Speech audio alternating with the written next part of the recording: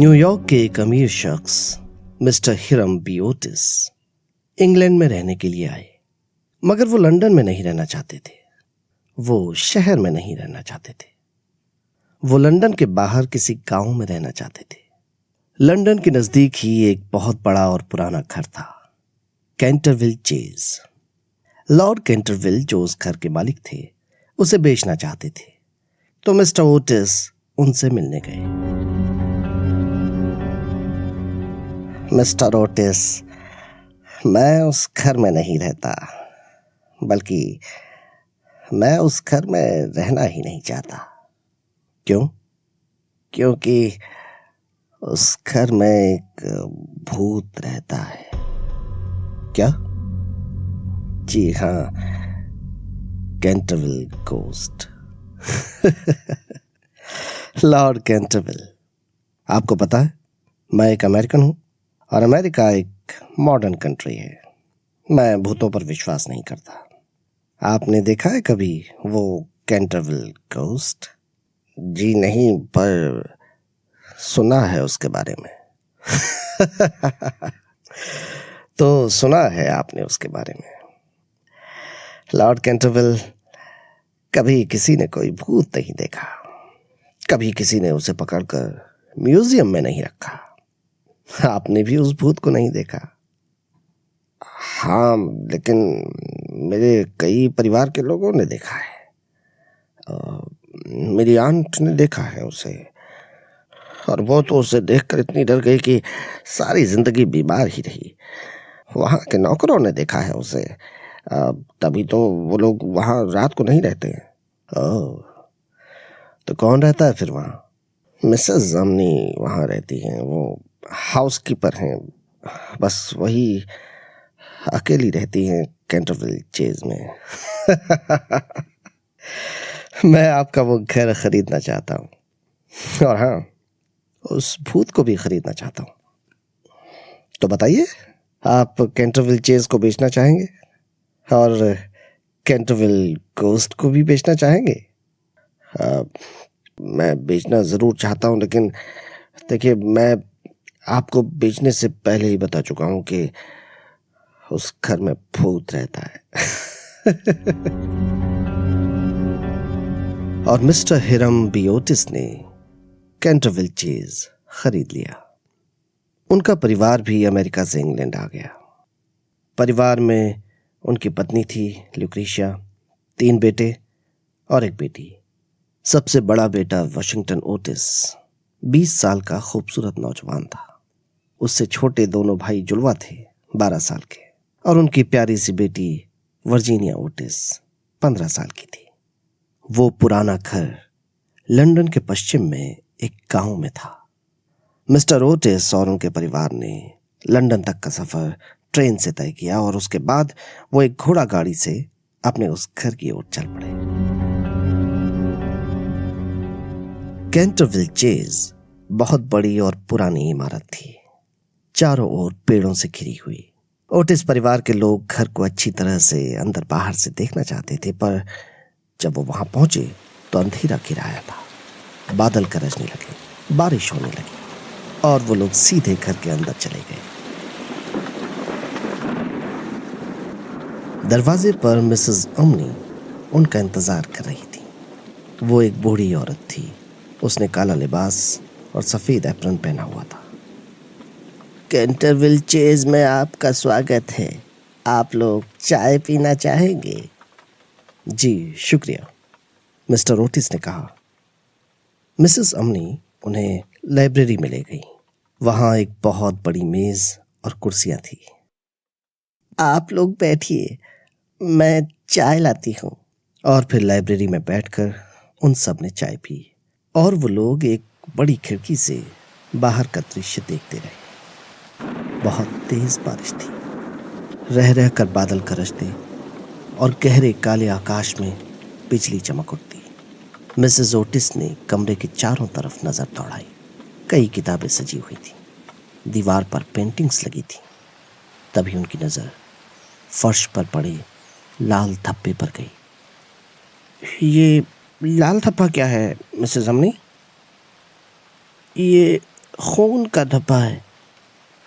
खून का धब्बा? मिसेस अमनी, मुझे मेरी लाइब्रेरी में कोई भी दाग धब्बा नहीं चाहिए। प्लीज मिटाइए इसे और तुरंत पूरे फर्श को साफ कीजिए। आपको पता है ये खून किसका है? किसका है? लेडी एलिनोर डी कैंटरविल का। उनका कत्ल किया गया था यहाँ, यहीं पर, उन्हीं के पति सर साइमन डी कैंटरविल ने 1575 में। ये खून का धब्बा 300 सालों से है यहाँ पर। ये नहीं मिट सकता। मिसेस अमनी की आवाज कांप रही थी।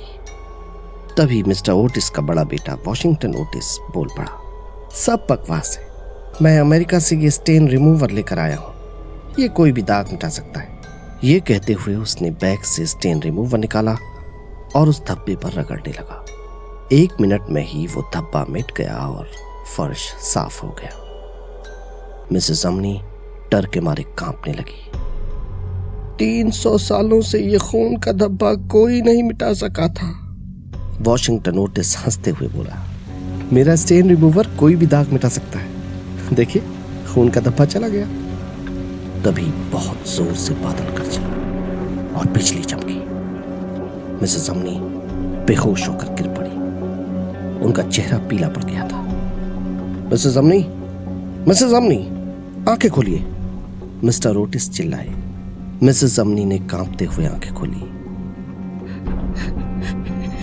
इस घर पर मुसीबत आने वाली है। मैंने भूत देखा है। तुम सब पर भी आएगा भूत, तुम सब पर भी आएगा भूत। उन सब ने मिसेस अमनी को उठाया। वो भूत आएगा, खून का दाग मिटाना नहीं चाहिए था। तुमने भूत को नाराज कर दिया है। वो भूत आएगा, जरूर आएगा।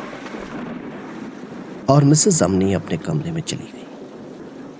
मिस्टर ओटिस के बेटों ने कहा, चलो हम भूत को ढूंढते हैं।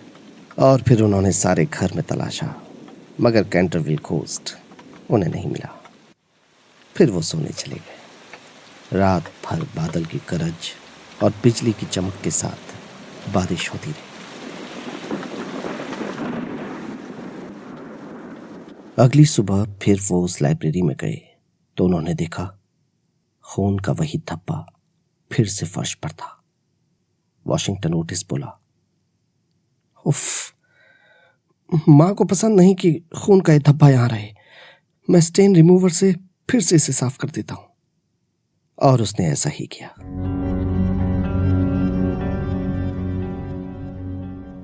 लेकिन अगली सुबह फिर वही हुआ। मिस्टर ओटिस बोले, ये बड़ी अजीब बात है। मैं रात को लाइब्रेरी को अच्छी तरह से लॉक करता हूं, कोई भी उसके अंदर या बाहर आ जा नहीं सकता, फिर भी। वॉशिंगटन ओटिस बोला, मुझे लगता है कि सच में कोई भूत है जो हर रात यहां फर्श पर खून का दाग लगा देता है। अच्छा अगर ऐसा है तो फिर हमें उस भूत को ढूंढना ही होगा, मिस्टर ओटिस ने कहा और हंसने लगे। उस दिन ओटिस परिवार के लोग कैंटरविल चेस के आसपास के गांवों में घूमने गए। गर्मियों की शाम थी, मौसम भी सुहावना था। उन्होंने आसपास की जगहों की सैर की। जब वो लौटे तो देर हो चुकी थी। वो सब खाना खाकर सोने चले गए।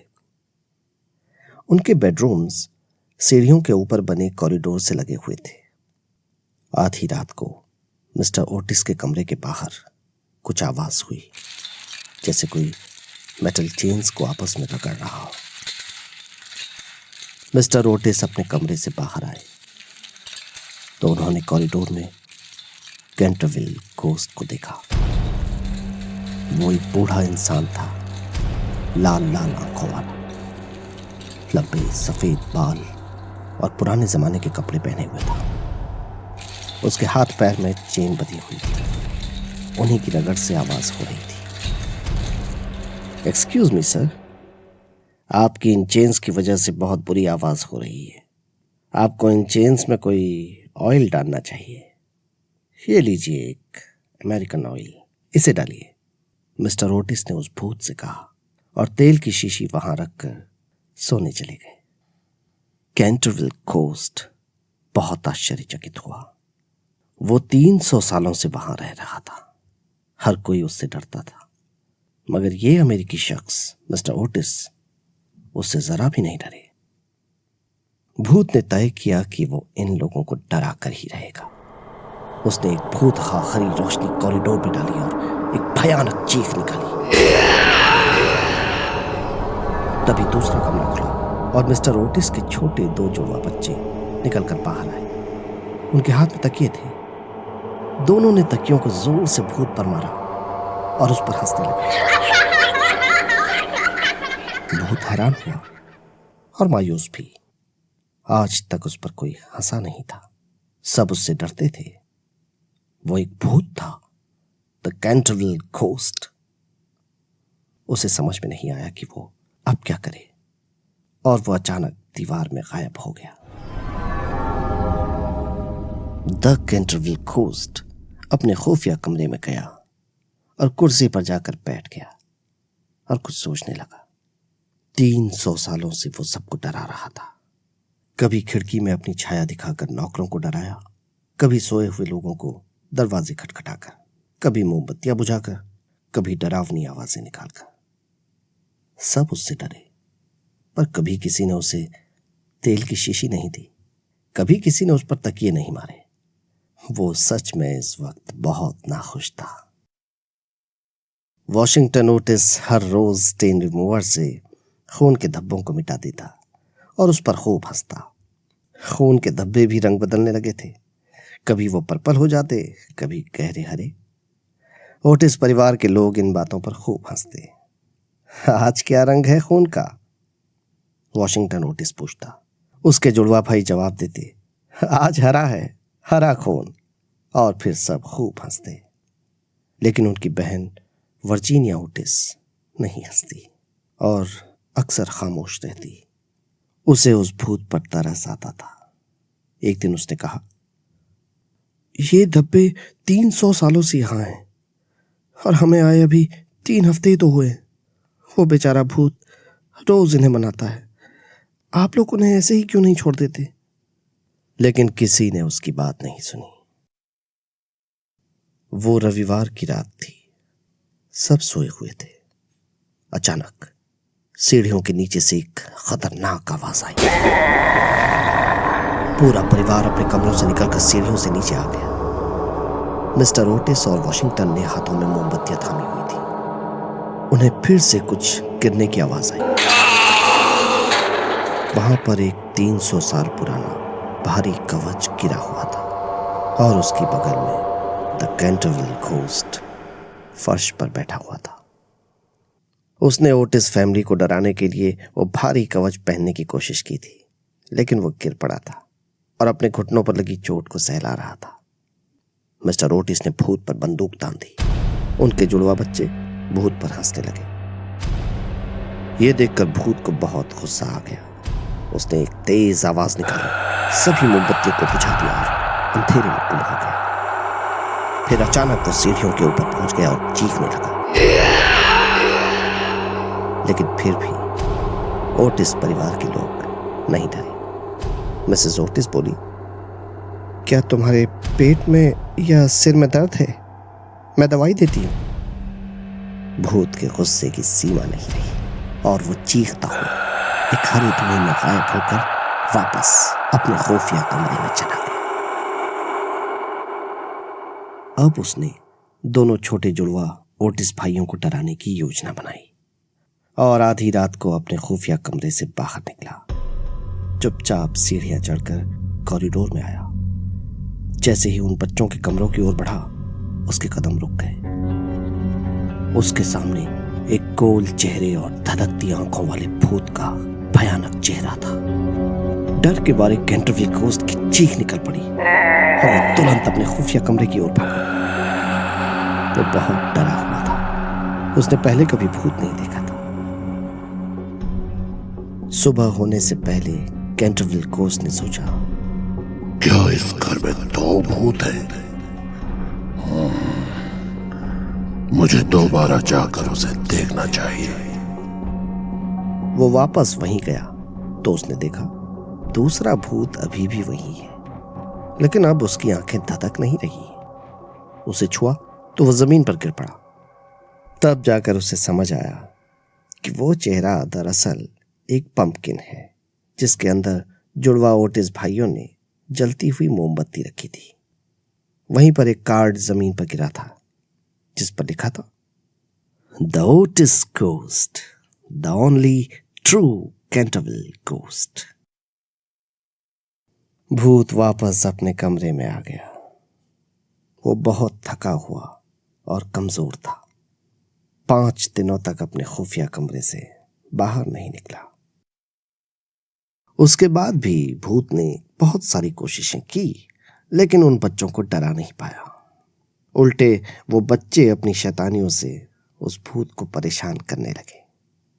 तभी उनकी बहन वर्जीनिया ओटिस उन पर गुस्सा होकर बोली, तुम उसे अकेला क्यों नहीं छोड़ देते?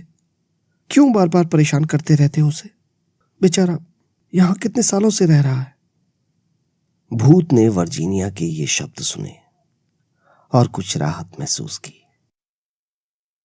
एक दिन दोपहर को वर्जीनिया ओटिस लाइब्रेरी में पढ़ने गई तो उसने देखा वहां खिड़की पर कैंटरविल गोस्ट बैठा हुआ है। वो चुपके से उसके पास गई और बोली, मुझे तुम पर बहुत दया आती है। आई एम सॉरी अगर मेरे भाइयों ने तुम्हें परेशान किया, लेकिन तुमने भी तो उन्हें डराने की कोशिश की थी। हाँ की, यही तो मेरा काम है। जानती हूं, तुम भी बहुत बुरे हो। मिसेस अमनी ने बताया था कि तुमने अपनी पत्नी को मार दिया था। हाँ, लेकिन वो भी बहुत बुरी थी और उसके भाइयों ने मुझे यहाँ भूखा मार दिया था। तो क्या तुम भूखे हो? कुछ खाने को दूं? नहीं, मैं कुछ नहीं खाता। धन्यवाद, तुम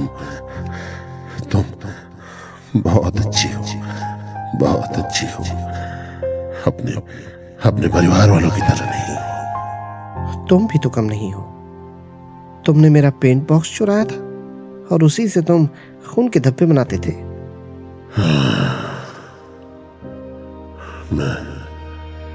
मैं बहुत अकेला और उदास हूं। सोना चाहता हूं, लेकिन सो नहीं सकता।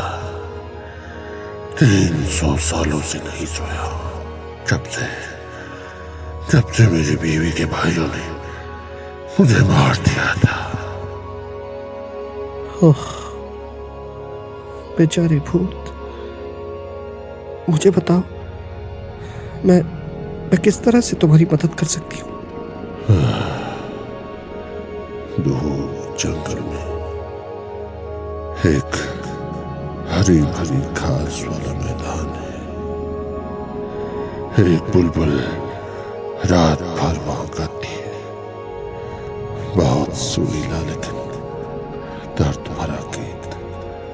सफेद तारे और पीले चांद वाली रात में बहुत शांति है वहां, बहुत शांति। वर्जीनिया ओटिस रोने लगी और रोते रोते बोली,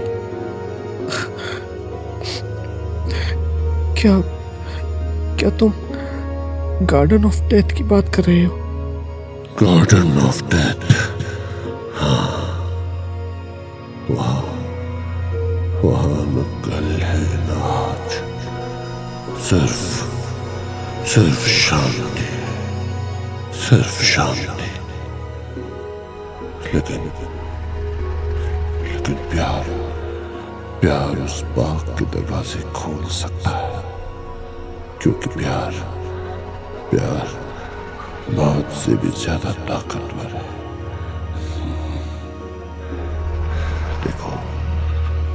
देखो इस खिड़की पर क्या लिखा है। वर्जीनिया ने देखा, लिखा था, जब एक प्यारी सी लड़की रोएगी कि इसको नींद आ जाए तो बरसों से भटकते प्राण लगाकर पंख अनंत में उड़ जाएं। वर्जीनिया, तुम रोगी न मेरे लिए, ताकि मौत के फरिश्ते ले जाए मुझे अपने साथ। रोगी ना? हाँ। चलोगी मेरे साथ उस गहरे अंधेरे में? हाँ, मैं चलूंगी। वहां कई अजीब सी चीजें होंगी, अजीब सी आवाजें होंगी, लेकिन तुम्हें कुछ नहीं होगा, क्योंकि तुम बहुत अच्छे हो, बहुत अच्छे। तुम डरना मत। मैं नहीं डरूंगी। चलूंगी तुम्हारे साथ। भूत ने अपने ठंडे होठों से उसके हाथों को चूमा और लाइब्रेरी की दीवार की ओर बढ़ा। दीवार खुल गई। वहां अंधेरा था, खूब अंधेरा। ठंडी लहराती हुई आवाजें आने लगी।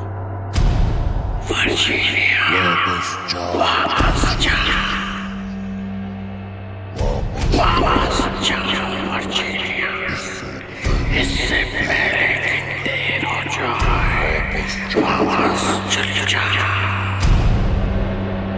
लेकिन वो दोनों चलते रहे और उसी अंधेरे में गुम हो गए। जब वर्जीनिया खाना खाने के बाद नीचे नहीं पहुंची तो मिस्टर ओटिस बहुत चिंतित हुए और उन्होंने उसे ढूंढने के लिए सबको लगा दिया, लेकिन वो कहीं नहीं मिली। गर्मी की उस शाम में उन लोगों ने हर जगह वर्जीनिया को ढूंढा, बाग में, पेड़ों में, पूरे गांव में, और आखिरकार पुलिस को भी अपनी बेटी के गुम होने के बारे में बता दिया। बिना कुछ खाए पिए वो लोग लाइब्रेरी में ही बैठे रहे और उसका इंतजार करते रहे। आधी रात को ओटिस परिवार सोने के लिए जाने लगा। जैसे ही उन्होंने सीढ़ियां चढ़ी, अचानक घर की सारी घड़ियां 12 बजाने लगी और एक डरावनी आवाज आई। आसमान में बिजली चमक उठी और उन सब ने एक खौफनाक चीख सुनी। भयावह संगीत गूंज उठा और सीढ़ियों के ऊपर एक दरवाजा खुल गया। वर्जीनिया उस दरवाजे पर खड़ी थी। उसका चेहरा पीला पड़ चुका था और उसके हाथ में एक छोटा सा बॉक्स था। मिस्टर ओटिस गुस्से में चिल्लाए, कहां थी तुम? पता है तुम्हारी मां कितनी परेशान थी? हम सबको डरा दिया तुमने।